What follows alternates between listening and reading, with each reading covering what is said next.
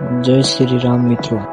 આજે હું આવ્યો હતો મેઘરજ તાલુકાના નવા ગામની અંદર કંટાળુ હનુમાન મંદિરે।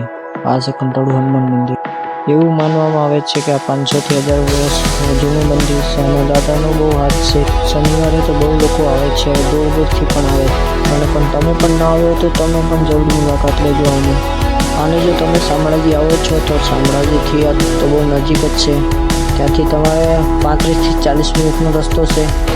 આ જોઈ શકો છો તમે, અદ્ભુત નજારો છે। અહીંયા આવશો તમને ખૂબ આનંદ થશે। જો તમારી સાથે બાળક સરસ બનાવેલું છે, જોઈ શકો છો મિત્રો। તમે પણ જોઈ શકો છો અંદરથી પણ તમે નજારો, અંદરનું પણ બહુ ખૂબસૂરત છે। આ દાદાનું મંદિર છે, આગળ જોઈ શકો છો તમે આવશો તો બહુ મજા આવવાની છે તમને। અને પેલી બાજુ આગળથી પણ જશે તો તમને હું આગળથી લઈ જઈશ અંદર। ચલો તો આપણે આગળથી તમને બતાવી દઈએ અંદરનો નજારો। તો આ છે પેલો મેઇન ગેટ આગળથી। તો ચાલો અંદર જઈએ આપણે દર્શન કરવા માટે।